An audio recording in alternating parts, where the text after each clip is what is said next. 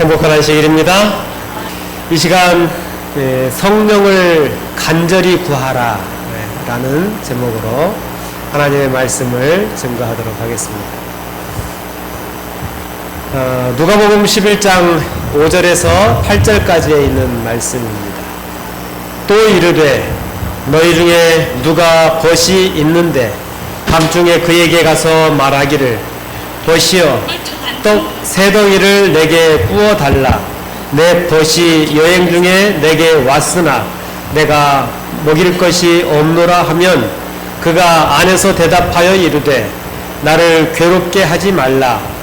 문이 이미 닫혔고 아이들이 나와 함께 침실에 누웠으니 일어나 내게 줄 수가 없노라 하겠느냐. 내가 너희에게 말하노니 비록 곧됨으로 인하여서는 일어나서 주지 아니할지라도 그 간절함을 인하여 일어나 그 요구대로 주리라. 아멘. 친구를 위하여 이웃의 문을 간절한 마음으로 두드리는 이야기. 우리 본문 말씀의 이야기들 많이 우리 성도님들 잘 아시죠? 네. 우리 하나님께서 우리의 마음속에 성령으로 임하셔서 우리 성령의 그 음성을 우리 모두가 듣게 되시기를 간절히 바랍니다. 화이트는 성령의 본질에 대해서 사도행전에 이렇게 정리하고 있습니다. 성령의 본질은 오묘이다. 사람들은 성령을 설명할 수 없는데 이는 주께서 인간들에게 성령을 나타내 보이지 않으셨기 때문이다. 인간이 이해하기에는 너무나 깊은 이러한 오묘에 관하여는 침묵이 깁니다. 성령의 본질이 뭐라고요? 오묘이다. 오묘가 뭡니까? 오묘. 영어로는 미스테리라고 이야기를 하는데 이 미스테리라고 하는 것은 알 수 있다는 겁니까? 없다는 겁니까? 알 수 없다는 것이죠. 그러니까 성령은 알 수 없는 존재, 오묘한 존재이십니다. 그래서 사람들은 성령을 설명할 수 없는데 이는 주께서 성령을 어떻게 하지 않으셨다고요? 나타내 보이지 않으셨기 때문이다. 이렇게 이야기를 합니다. 그러므로 성령을 누군가 잘 설명한다는 것은 어떻습니까? 하나님의 허락하신 일이에요? 아니에요? 허락하신 일이 아닌 거죠. 인간이 이해하기에는 너무나 깊고 이러한 오묘에 관해서는 뭐 하는 게 금이다? 침묵하는 것이 금이다. 그러니까 침묵이 금이라는 이야기는 뭐 하지 말라는 거예요? 거기에 대해서 논하지 말라라는 것이죠. 근데 왜 담임 목사는 성령에 대해서 이야기하려고 다녔었을까요? 저는 이 시간 성령에 대해서 이야기하려는 것이 아니고 성령의 인도하심을 우리가 이해하고 그분의 인도를 따라서 우리의 삶이 더 아름다워지게 되기를 간절히 바라는 마음으로 말씀을 전하기 원합니다. 여러분, 성령께서 우리의 메마른 심령에 찬양과 기도 그리고 준비된 말씀을 통하여 이 시간 성령의 담비를 우리의 마음속에 촉촉히 내려주시기를 간절히 기도합니다. 시편 147편 11절에 있는 말씀입니다. 여호와는 자기를 경외하는 자들과 그의 인자심을 바라는 자들을 기뻐하시는도다. 하나님께서 누구를 기뻐하신다고요? 여호와를 경외하는 자, 경외한다는 말은 예배한다는 것입니다. 예배하는 자를 하나님께서 기뻐하신다. 그러니까 여러분은 지금 뭐 하고 계십니까?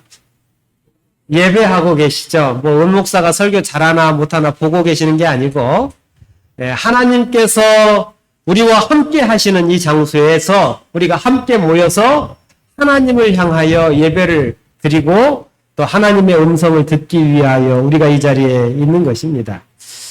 우리는 예배를 드리고 있고 그러므로 예배 드리는 자의 자세는 단의 선자의 어떤 형태나 모습 때문에 그의 어떤 말에 좌우되지 아니하고 정말 하나님을 집중하고 하나님께서 하시는 말씀을 내 마음속에서 듣기 위하여 애쓰는 그러한 모습이 우리에게 있을 때에 우리가 예배의 본질을 잃지 않는 것입니다.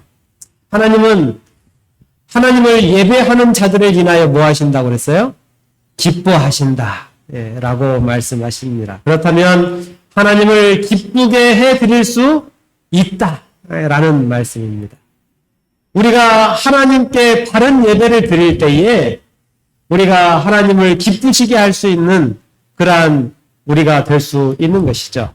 그런데 우리가 예배를 드릴 때에 기억해야 할 한 가지는 그것이 뭐냐면 이 예배를 우리가 자원하여 드려야 한다는 거죠. 어떻게 드려야 한다고요? 자원하여서 자발적으로 드려야 하는 것이죠. 그래서 오늘 이곳에 뭐 억지로 끌려오신 분 안 계시죠? 예, 누군가가 억지로 뭐 아내가 등 떠밀어서 뭐 이렇게 이 자리에 오신 분은 안 계실 것입니다. 예배의 기본 구성 요소는 자발성에 있습니다. 자발적인 순종이 하나님께 기쁨을 드릴 수 있기 때문에 그렇습니다. 만약에 예배를 억지로 드린다고 생각해 보십시오. 내가 억지로 강제로 누군가의 협박에 의하여 예배를 드린다고 한다면 그런 예배는 예배가 아닌 것입니다. 왜 예배가 안 되는가? 찬양도 하고 헌금도 드리고 기도도 하고 다 하는데 왜 그게 예배가 안 될까요? 예, 그것은 적어도 하나님께서 받으실 수 있는 예배가 될 수는 없는 것입니다. 다니엘서에 보면 강제로 예배하는 장면이 나옵니다. 신상에게 절하게 하는 거죠. 신상을 세워놓고 절하게 했어요. 원하는 사람만 절한 것이 아니고 절하지 않으면 죽이겠다는 것입니다. 이건 강제성이 있는 것이죠. 그래서 그러한 강제성을 띤 예배, 이것은 예배가 아니고 경배인 것이죠. 그래서 하나님 앞에 드려지는 예배를 강제하는 것은 하나님의 성품에 합당한 모습이 아닌 것입니다. 하나님의 받으시는, 기뻐하시는 예배는 우리가 자발적으로 하나님을 닮은 자들의 모습들을 그 가운데에서 찾는 그러한 일들을 통하여 하나님께서 그 예배를 기뻐 받으시는 것입니다. 다시 말하면 신앙 생활이 세뇌나 강제, 양심을 구속할 때는 유지될 수 없다라고 하는 것입니다. 세뇌는 뭡니까? 뇌를 어떻게 하는 거예요? 씻는 거예요.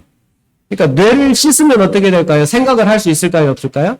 네, 생각을 못하게 되는 것입니다. 생각하면서 우리가 좀 예배를 드릴 수 있는 그런 성도들이 되셨으면 좋겠습니다. 우리 등원들이 아멘을 잘 합니까? 안 합니까? 네, 아멘 진짜 잘 안 하십니다. 그런데 이게 좋은 모습일까요? 나쁜 모습일까요? 네, 별로 바람직하지 못하죠. 그런데 그렇다고 해서 제가 아멘을 이제 훈련합시다 이렇게 해가지고 아멘 해보십시오. 더 크게 이렇게 해서 아멘을 훈련시켜서 아멘을 하게 한다면 그게 정말 내 마음에 감동이 있을까요? 그렇지 않을 것입니다. 우리 하나님께서 받으실 수 있는 아멘이 아니신 것이죠. 그런데 세뇌되는 그러한 모습들과 같은 것입니다.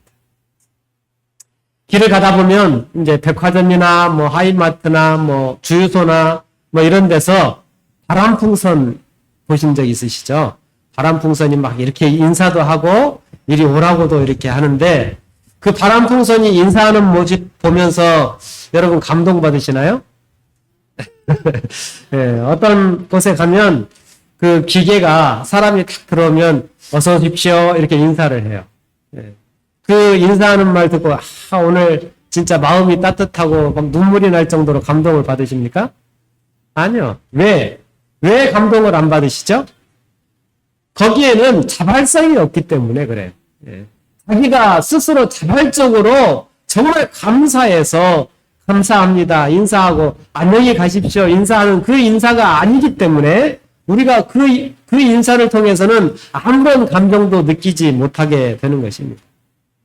우리가 하나님 앞에 드리는 예배가 정말 진정으로 하나님께 내 마음을 자발적으로 온전히 드리는 그러한 예배가 되기를 간절히 바랍니다. 정말 길거리를 가다가 바람풍선이 나에게 인사하는 것을 보면서 내 마음에 감동을 받으신 분이 있다면 병원에 가보기를 추천드리겠습니다. 정말 우리가 그러한 것으로는 감동을 받을 수가 없는 것이죠. 왜냐하면 인격적인 반응에서 나오는 감사가 아니기 때문에 그렇습니다. 예배는 우리가 인격적인 반응으로 하나님께 돌려드릴 때에 그 예배를 하나님께서 기뻐하시는 것입니다. 이곳에 오신 분들이 정말 자원하여서 예배를 드리는 것이라면 우리 하나님께서 우리의 예배를 기뻐 받으실 것입니다.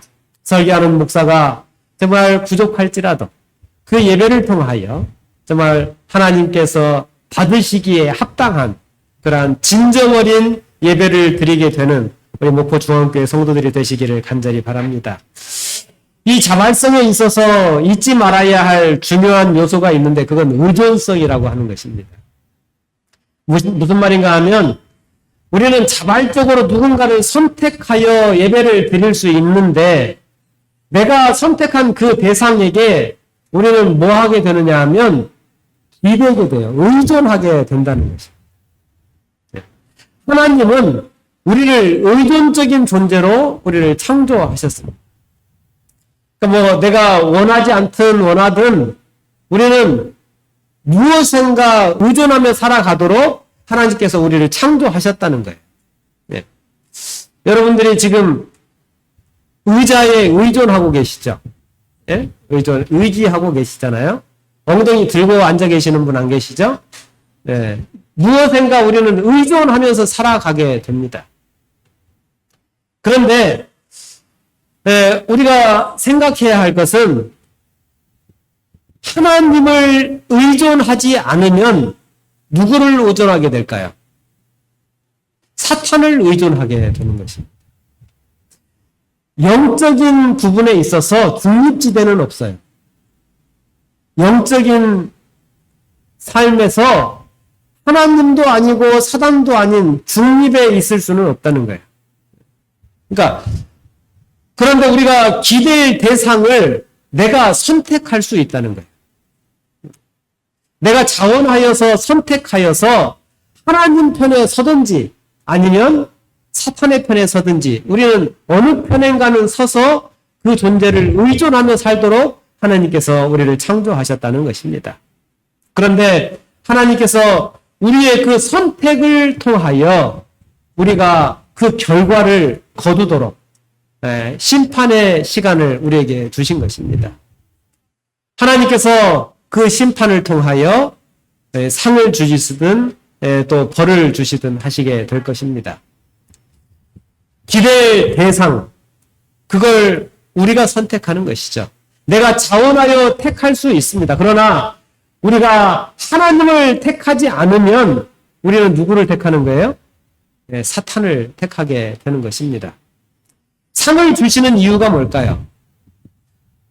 당신이 나를 택해서 내가 기뻐서 상을 주겠다 이렇게 하는 거예요. 손주들이 집에 오면 보통은 잘 붙여줍니까? 안 붙여줍니까? 이제 오랜만에 온 손주들이 집에 오면 잘 붙여주지 않아요. 어린 아이들이 이렇게 가다가 만나게 되거나 이렇게 하면 아이들이 잘 붙여주지 않잖아요. 그럴 때에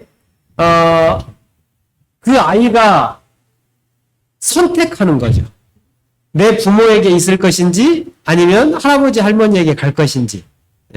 그런데 그것을 통하여 그 선택을 통하여 상대에게 뭘 주는가요? 기쁨을 주는 것입니다. 그 선택. 내가 선택한 그 선택을 통하여 우리는 하나님에게 기쁨을 줄 수 있는 것입니다. 우리가 사랑은 뭐 할 수 없느냐 하면 강제할 수 없어요. 사랑은 강제하는 사랑은 폭력입니다. 강제로 옆에 있는 사람의 손을 잡는다면 그건 추행하는 거예요. 그러므로 자발성이 매우 중요한 것입니다. 유혹자는 결코 강제로 우리를 악을 행할 수 있게 할 수 있을까요? 없을까요? 없다는 거예요. 여기 시대의 소망에 있는 말씀입니다. 유혹자는 결코 강제로 우리로 악을 행하게 할 수 없다.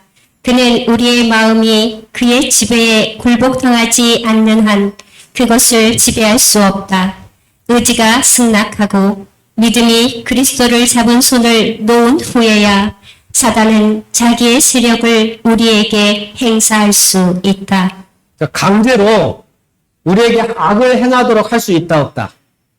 없다는 것이죠. 만약에 내가 악을 행했다면 그건 나의 선택인 것입니다.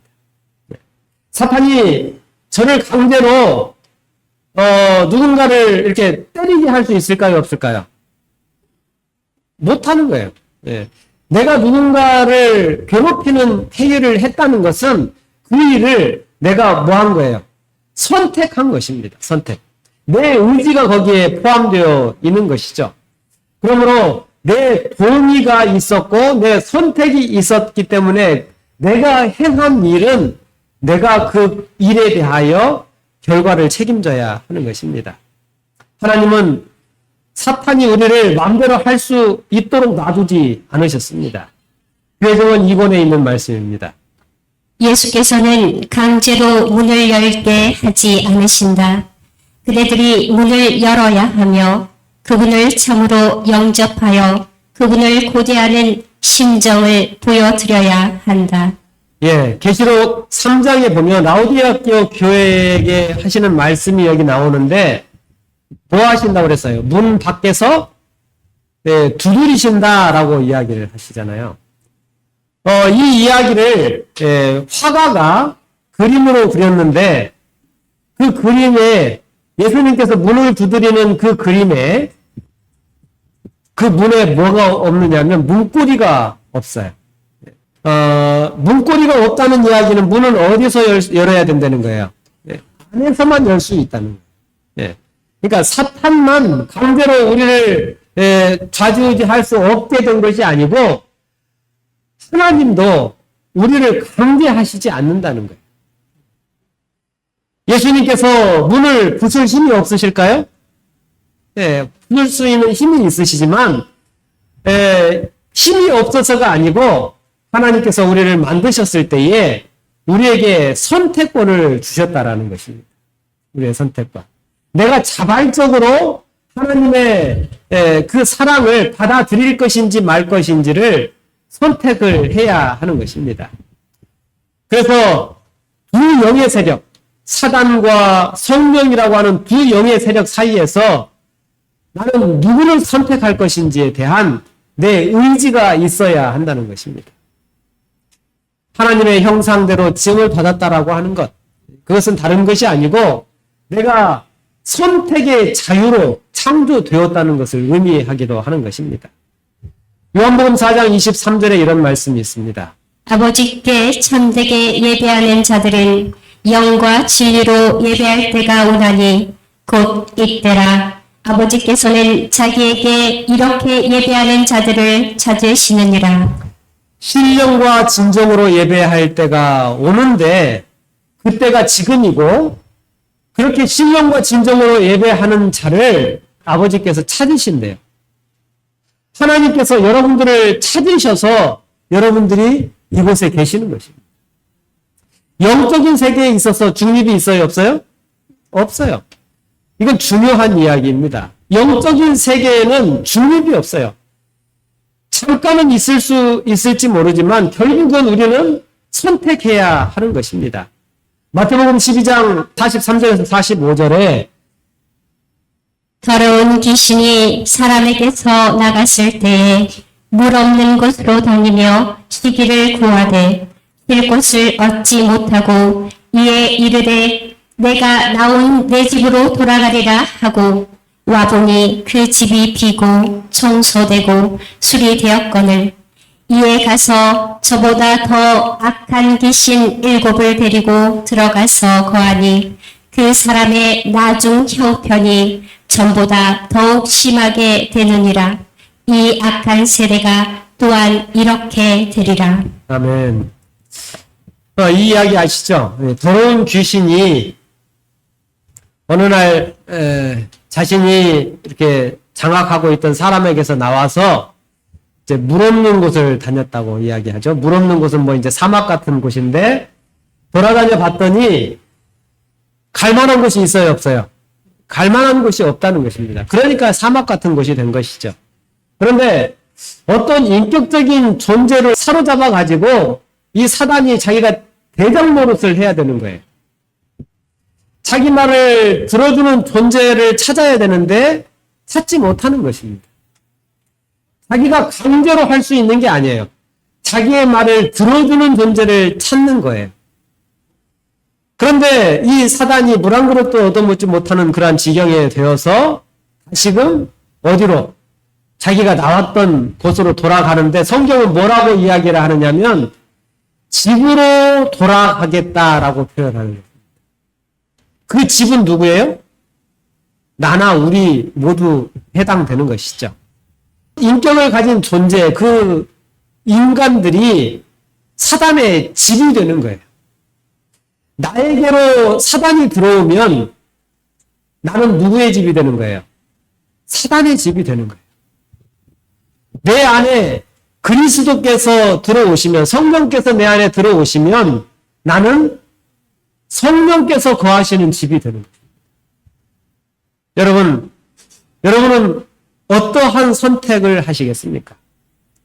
사단에게 나를 장악하도록 문을 열어드리겠습니까? 아니면 성령께서 나를 장악할 수 있도록 문을 열어드리시겠습니까? 정말 우리가 한번 깊이 생각해야 될 것입니다. 귀신이 나에게서 나갔다는 것은 굉장히 좋은 일이에요. 그런데 나갔을 때에 우리가 내 안을 성령으로 채우지 않으면 그 다음에 사단이 내 안에 들어올 때는 그 이전보다 몇 배, 7배나 더 센, 더 많은 사단들을 데리고 내 안에 들어온다는 것입니다. 이 부분에 대하여 44절 말씀을 재림교회 주석은 이렇게 이야기합니다. 그의 의도는 좋았다. 그는 적어도 잠시 동안 자신이 원하는 대로 살아보려고 했다. 그가 그리스도에게 복종했다면 새로운 능력이 자리 잡았을 것이고 더러운 귀신이 다시는 들어오지 못했을 것이다. 우리의 유일한 안전책은 그리스도가 우리 안에 들어와서 온전한 생애를 살 수 있도록 전적으로 복종하는 것이다.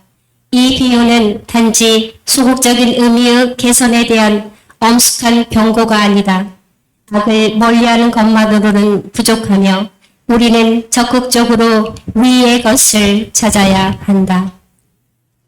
악을 멀리하는 것 좋은 일이고 훌륭한 일이죠. 그런데 그걸로 충분하다고요? 충분하지 못하다. 그는 잠시 동안 자기가 원하는 대로 살아보려고 했다는 거예요. 그래서 그 의도는 참 좋았다라고 여기서 선지자는 칭찬합니다. 그런데 우리도 그럴 때가 있잖아요.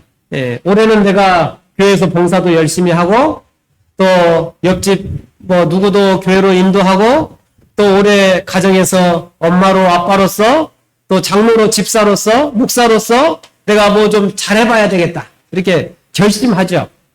그런데 그 의도대로 되시던가요? 그 결심이 얼마 가죠? 3일 갑니까? 3일. 그런데 우리가 우리의 의지를 가지고 그 일을 해야 할 일이 있는데 그건 뭐냐면 내가 내 의지로 누구를 선택하는 거예요. 하나님을 내 마음의 주인으로 모셔드리기로 선택하는 것.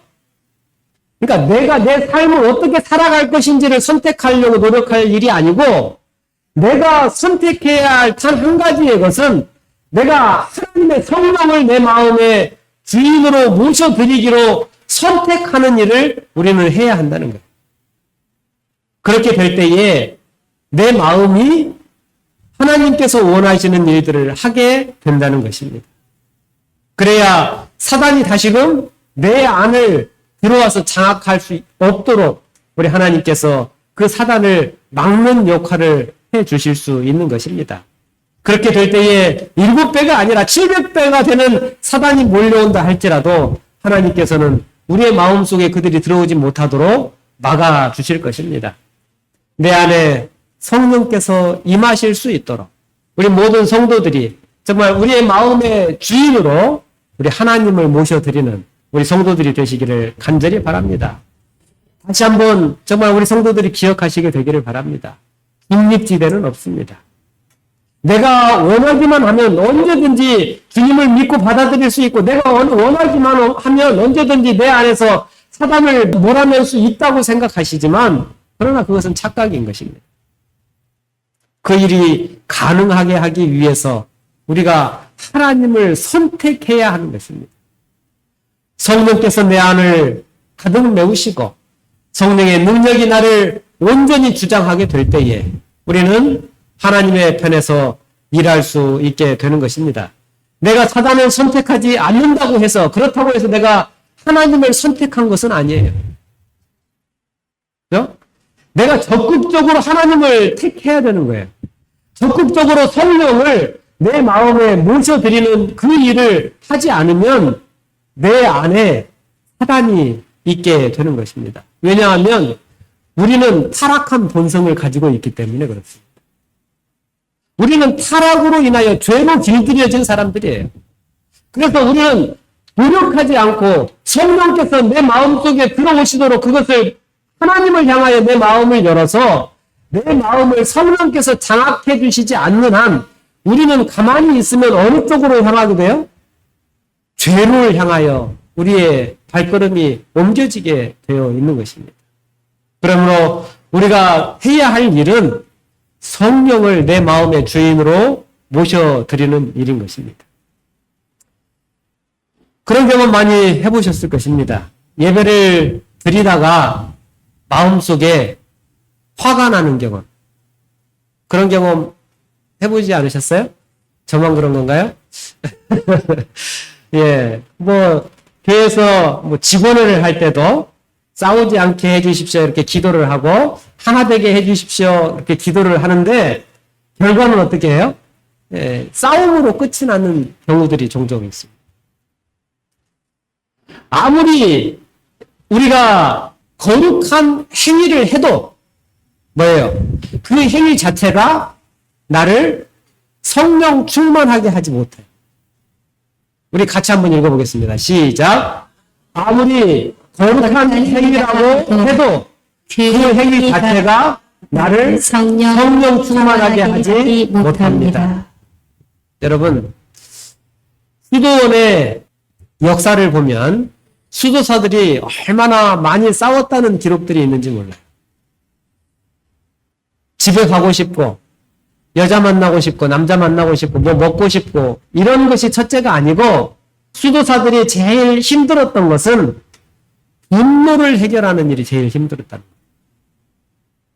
거룩하게 살겠다고 수도원에 들어와 가지고 자기 인생을 하나님께 드렸는데 분노를 참지 못하는 거죠.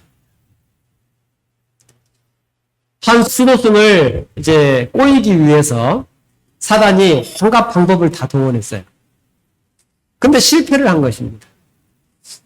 이 수도승이 너무나 고결한 사람이어서 이 사단이 이 수도승을 꼬여서 넘어뜨리려고 그렇게 가진 예를 썼는데 전혀 넘어오지 않는 거예요. 꼼짝도 하지 않는 거예요. 그래서 이 사단이 자기 선배 사단한테 가가지고 이 사람 좀 어떻게 좀 해보라고 이렇게 부탁을 한 거예요. 그랬더니 선배 사단이 미소를 이렇게 짓고는 싹 오더니 그 수도승 귀에다가 뭐라고 하니까 갑자기 수도사가 자기 수도복을 벗어 던져버리고 화를 내면서 수도원을 뛰쳐나가버렸다는 거예요. 뭐라고 했을까요? 우리는 그런 존재들이에요. 수도승의 귀에 사단이 뭐라고 그랬냐면 네 친구가 이번에 대주교가 됐단다. 이렇게 귀에다 대고 그랬더니 자기보다 못한 그놈이 나보다 더 높은 지위를 차지했다는 그 이야기를 듣고 이 수도승이 화가 나가지고 자기 수도복을 벗어버리고 수도원을 뛰쳐나가 버렸다는 것이죠. 여러분, 유일한 안전책은 뭔가? 그리스도가 내 안에 들어오셔서 온전한 생애를 살아갈 수 있도록 나 자신을 온전히 복종시키게 하는 것입니다. 악을 멀리하는 것만으로는 부족하다는 거예요. 적극적으로 내가 하나님을 내 안에 모셔드리는 일, 성령 하나님이 나의 주도권을 줄 수 있도록 하나님을 향하여 내 마음의 문을 열어드리는 일을 우리가 할 때에만 우리는 하나님 안에서 진정한 쉼과 하나님께서 주시는 축복들을 누리면서 정말 하나님께서 주시는 아름다운 열매를 맺히며 그렇게 살아가게 되는 것입니다. 정리하자면 우리가 하나님을 기쁘시게 해드리려면 어떻게 해야 돼요? 자원하는 마음으로 하나님께 예배를 드리는 거죠. 네. 우리가 자원하는 마음을 갖지 않으면 하나님을 기쁘시게 할 수가 없어요. 그런데 의지만 가지고 되는 것이 아니에요. 물론 좋은 습관으로 선을 행하는 일을 하는 것, 우리가 밥 먹기 전에 기도하시죠? 네? 밥 먹기 전에 기도 안 하시는 분은 안 계실 거고 밥 먹기 전에 기도하는데 밥 먹기 전에 드리는 그 기도를 하면서 이렇게 하나님의 은혜가 너무 감사해서 주신 이 밥을 내가 먹을 수 있도록 주신 그 은혜가 너무 감사해서 눈물을 흘리며 기도하시는 분 계신가요? 이건 뭐예요? 그 기도는 그냥 습관적으로 하는 거예요. 내 마음이 거기에 포함되어서 하나님 앞에 내가 생각하여서 드리는 기도가 아닌 거예요. 물론 습관도 굉장한 힘이 있습니다. 습관도 굉장한 힘이 있는데 더 중요한 것은 내가 자발적인 마음으로 생각하는 가운데 내 생각으로 그것을 선택할 때에 그것이 힘이 있는 것입니다. 그런데 내 습관을 믿고 성령을 의지하지 않으면 그 기도가 가증한 것이 되고 마는 것입니다. 기도가 의를 이루지 못해요. 기도를 하고 더 열심히 싸울 수도 있는 거예요. 이것은 내 마음의 주인이 성령이 아니시기 때문에 그러는 것입니다. 우리는 더 강력하게, 더 간절하게 성령 하나님을 붙드는 우리 성도들이 되시기를 간절히 바랍니다. 누가복음 11장 13절에 있는 말씀입니다. 너희가 악할지라도 좋은 것을 자식에게 줄 알거든 하물며 너희 하늘 아버지께서 구하는 자에게 성령을 주시지 않겠느냐 하시니라. 네. 산상보훈에는 이렇게 기록합니다. 이것은 명령이면서 동시에 그 명령 자체에 성취에 대한 약속이 포함됐다고. 너희가 악할지라도 좋은 것을 줄 알거든 하물며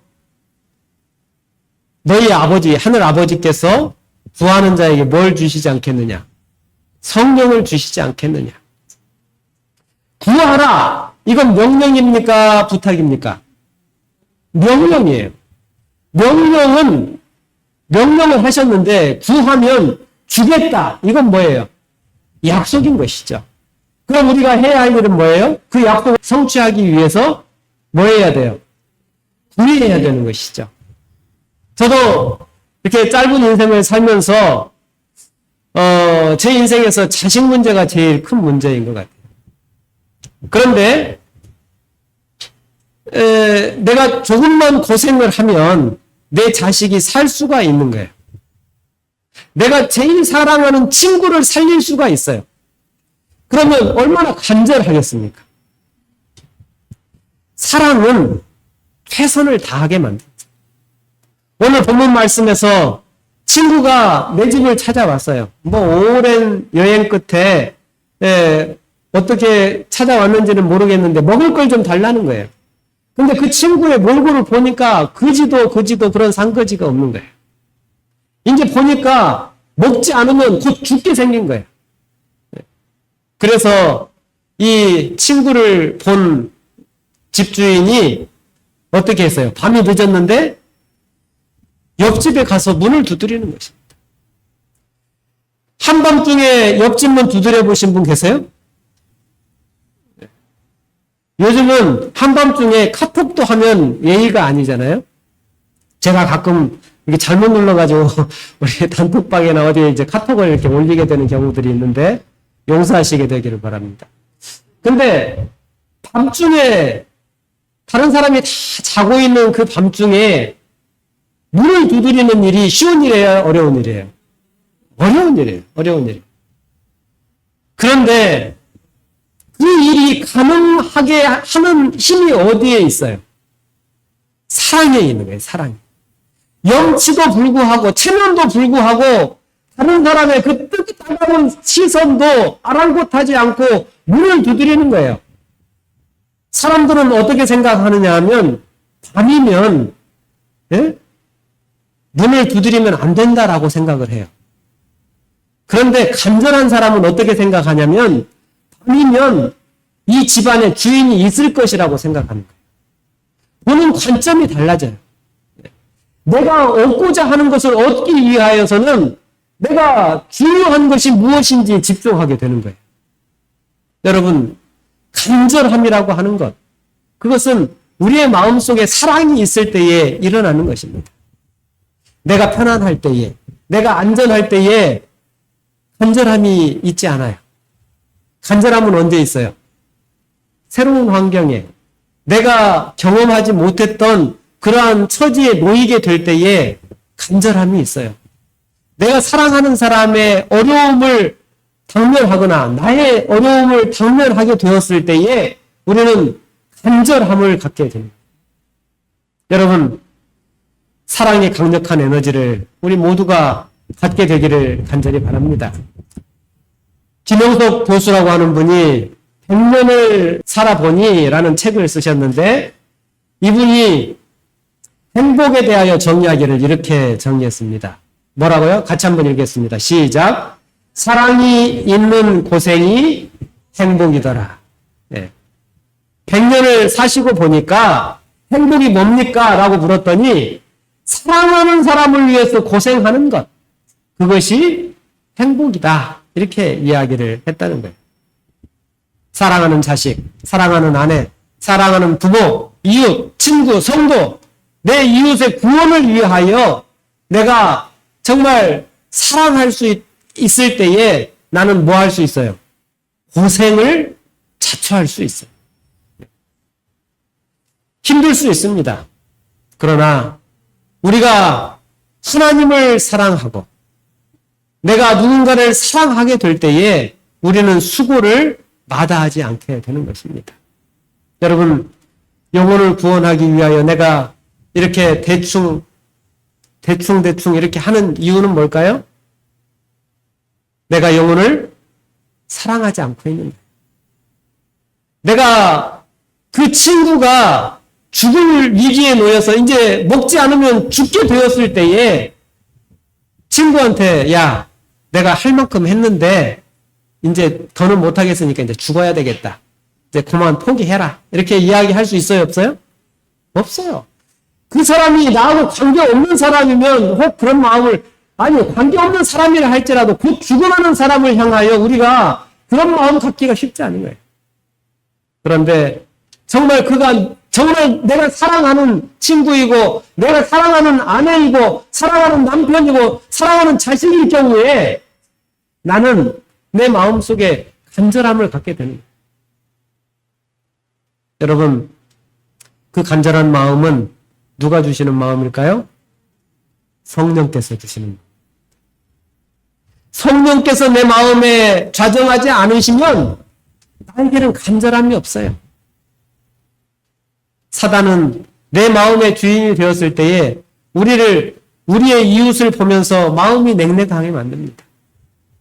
죽어가는 영혼들을 바라보면서 안타까워하는 마음이 없게 만들어요. 정말 내 가족과 내 이웃들이 죽어가는 멸망해가는 그 모습들을 바라보면서 아무런 감정이 느껴지지 못하도록 사단은 만듭니다. 여러분, 내 마음의 상태는 지금 어떤 상태에 있습니까? 간절함을 가지고 있는 상태이십니까? 아니면 냉랭한 상태에 있으십니까? 그렇다고 한다면 우리는 우리의 마음의 주인이 누구인지를 분명하게 알게 되는 거예요. 여러분, 가족을 살리기 원하십니까? 내 사랑하는 자식을 살리고 싶으십니까? 내 사랑하는 남편을 살리고 싶으십니까? 그러시다면 여러분, 성령을 간절히 구하는 성도들이 되시기를 바랍니다. 성령께서 내 마음의 주인이 되어주실 때에 우리는 비로소 뜨거운 정말 간절한 그러한 마음을 소유하게 된다는 것을 기억하시고 정말 이 안식일 우리의 마음의 문을 하나님을 향하여 성령을 향하여 활짝 여는 귀하고 축복된 안식일이 되시기를 간절히 바라면서 오늘 말씀을 마치겠습니다.